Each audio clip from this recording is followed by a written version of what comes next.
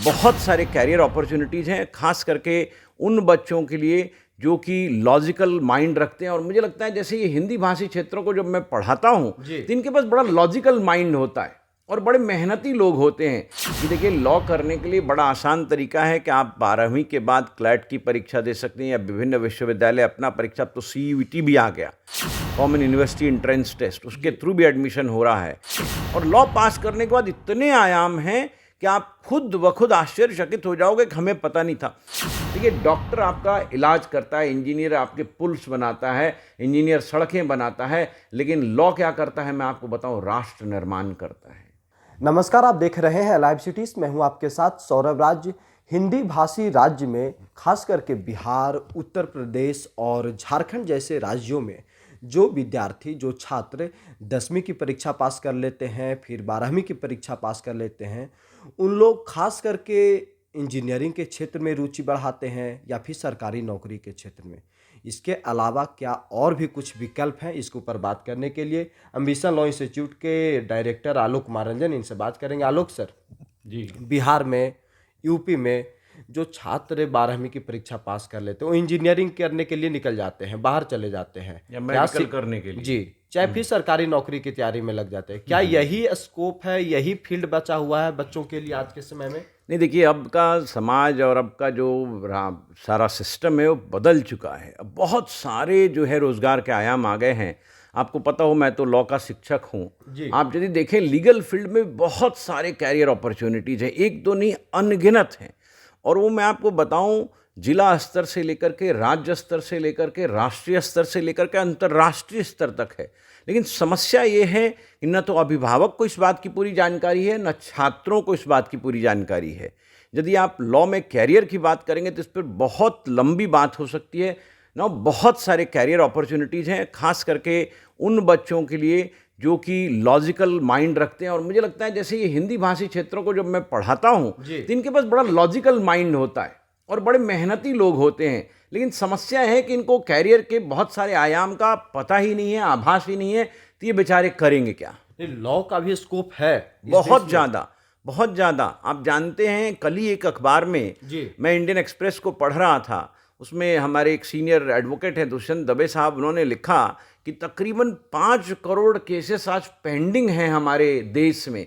तो ये 5 करोड़ केस के निपटारे के लिए, और मैं आपको बताऊं कि यदि आप किसी भी ऐसे राष्ट्र की बात करते हैं जो एक सुव्यवस्थित हो, संगठित हो, सफल राष्ट्र बनना चाहता हो, उसके लिए न्याय व्यवस्था तो बहुत आवश्यक है। अब जब न्याय व्यवस्था की आप बात करते हैं तो न्याय व्यवस्था में आपको न्यायाधीश भी चाहिए, न्याय व्यवस्था में आपको अधिवक्ता भी चाहिए, न्याय व्यवस्था में आपको अभियोजक भी चाहिए, न्याय व्यवस्था में आपको लीगल कंसल्टेंट भी चाहिए, न्याय व्यवस्था में आपको वो लोग भी चाहिए जो आपके लिए ड्राफ्टिंग कर सकें, एक्विजिशन मर्जर के लॉ बता सकें। बहुत सारी आयाम हैं।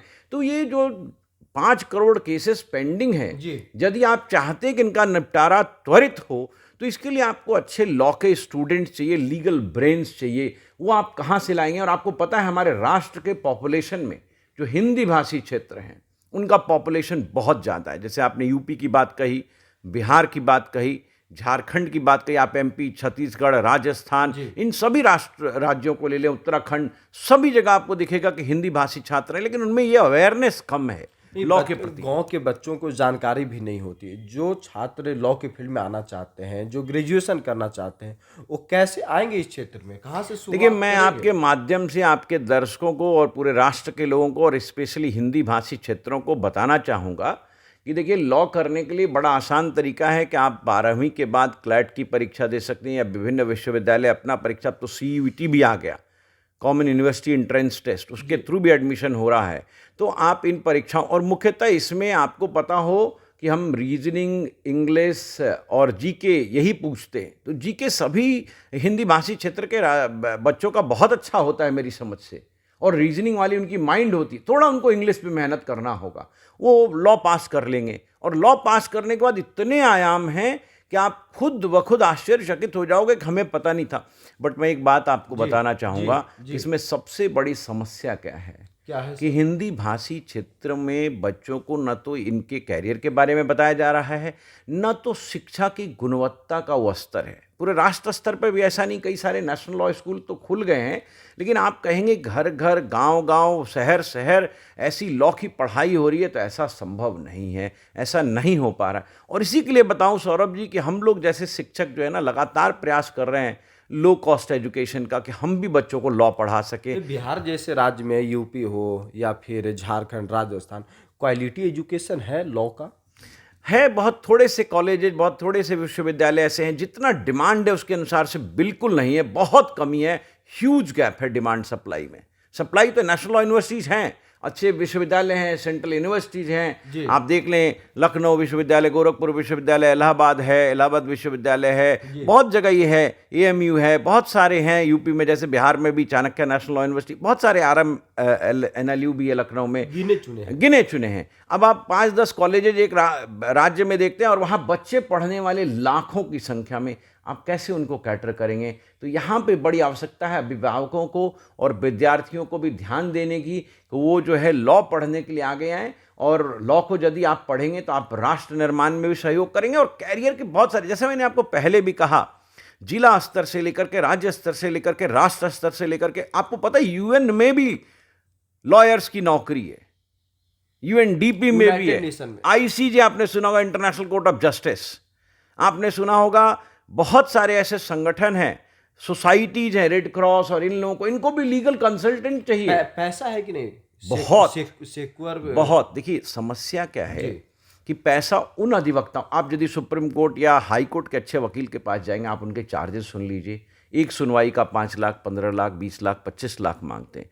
पैसा किसको नहीं मिलता? जिनके पास ज्ञान नहीं है। जैसे मुझसे कई सारे लोग मिलते हैं, कहते हैं आप लॉ का ऑप्शन तो सुझा रहे हो हमें, बट हम जब बिहार या यूपी जैसे राज्यों में देखते हैं, जिला स्तर के न्यायालय में देखते हैं, तो वकील वैसा ही दिखता है जो बहुत कम पढ़ा लिखा। तो ये जो पहले की अवधारणा थी, कुछ नहीं हुआ तो लॉ कर लो, अब ये बदल रहा है, अब सब कुछ बदल रहा है, समाज बदल रहा है। तो यदि आप लॉ को अच्छे से पढ़ेंगे तो जिला स्तर पे भी आपको अच्छे पैसे मिलेंगे। देखिए पैसा किसको मिलता है? अच्छे डॉक्टर को, अच्छे इंजीनियर को, अच्छे शिक्षक को, तो अच्छे वकील को भी मिलता है। मैंने देखा है हमारे कई सारे विद्यार्थी बहुत अच्छा कमा रहे हैं। तो यदि आपको ज्ञान होगा, आप ज्ञान कहाँ से अर्जित करते हैं वो आपकी इच्छा है, हमारे जैसे शिक्षक से या विश्वविद्यालय से या किसी कॉलेज से, वो आपकी मर्जी है। लेकिन ज्ञान होगा तो आपको पैसा मिलेगा, आपको बहुत सारे केसेस भी मिलेंगे, और आपकी इज्जत कोर्ट में भी होगा, और आपका क्लाइंट भी आपकी इज्जत करेगा। तो आप ध्यान दीजिए इस बात पर कि आपको लॉ की जानकारी, लॉ का ज्ञान अच्छा होना चाहिए। वो ज्ञान आप अर्जित कर सकते हैं, उसके बहुत सारे आयाम हैं, हमारे जैसे लोग भी हैं, एम्बिशन लॉ इंस्टीट्यूट भी है, आप उसको देख सकते हैं, यूट्यूब चैनल भी, आपको फ्री में ज्ञान मिलता है।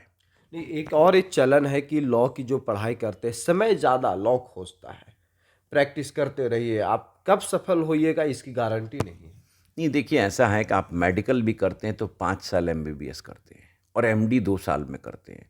उसके बाद आप कहते हैं कि हम साहब FRCP FRCS करेंगे, तो आप देखेंगे कई सारे डॉक्टर्स की पढ़ाई 10-10 साल चलती है, क्योंकि एक स्पेशलाइज्ड ब्रांच है। लॉ भी ऐसा ही है। लॉ की पढ़ाई 12th के बाद आपको पता ही है 5 साल का एक कोर्स है, ग्रेजुएशन के बाद 3 साल का कोर्स है। यदि आप मेधावी छात्र, मैंने तो देखा यंग लॉयर्स, यंग तुर्क्स यहाँ पर आकर के बहुत अच्छा कर रहे हैं। तो ये कहना कि बहुत समय लगता है, ये सब में अनुभव की ज़रूरत है। चाहे आप मेडिकल प्रैक्टिस में जाएं, इंजीनियरिंग में जाएं, या किसी अन्य क्षेत्र में जाएं, सब में अनुभव का कमाल होता है। तो अनुभव तो हमेशा उसका आदर होगा, लेकिन ऐसा नहीं है यंग लॉयर्स पैसा नहीं कमा सकते। बहुत अच्छी सैलरी मिलती है, MBAs की तरह उनको सैलरी मिलती है। आजकल मैंने तो देखा है, ये जो बहुत सारे कॉरपोरेट लॉयर्स होते हैं, या फर्म्स होते हैं, या एडवोकेट्स होते हैं, वो पहले महीने में लाखों में कमाते हैं। लॉ की पढ़ाई करने के बाद नेम फेम मनी सब कुछ मिलेगा। बिल्कुल। और लॉ एक राष्ट्र निर्माण का बहुत बड़ा तरीका है, बहुत बड़ा साधन है। मैं बताऊं, यदि आपको न्याय ना मिले, यदि आप वास्तव में चाहते हैं कि भारत में राम राज्य आ जाए, तो इसके लिए आपको शिक्षा, चिकित्सा, न्याय, ये 3 मूलभूत आयाम है। न्याय कहाँ से लाएंगे? हम न्याय मांगने के लिए आएंगे तब न्याय मांगने के लिए अच्छे अधिवक्ता चाहिए, न्याय देने के लिए अच्छे वकील चाहिए, और वकीलों की और न्यायाधीशों की और अभियोजकों की इस देश में भारी कमी है। मैं बताऊं, योग्य, सुयोग्य, कॉम्पिटेंट लॉयर्स की बड़ी कमी है इस देश में। इसलिए ये हमारा आपका कर्तव्य है, हम लोग एक नई सोच बनाएं, एक नई अवधारणा बनाएं, और लीगल कैरियर को समझें। हर जगह इसकी ज़रूरत है, हर को ज़रूरत है। लॉ आपको सशक्त बनाता है। देखिए, डॉक्टर आपका इलाज करता है, इंजीनियर आपके पुल्स बनाता है, इंजीनियर सड़कें बनाता है, लेकिन लॉ क्या करता है मैं आपको बताऊं, राष्ट्र निर्माण करता है। ये बहुत आवश्यक है हम लोग लॉ पढ़ें, हम लोग लॉ को सीखें, समझें और राष्ट्र निर्माण में अपना सहयोग दें। चलिए, शुक्रिया सर, थैंक यू। बहुत बहुत धन्यवाद।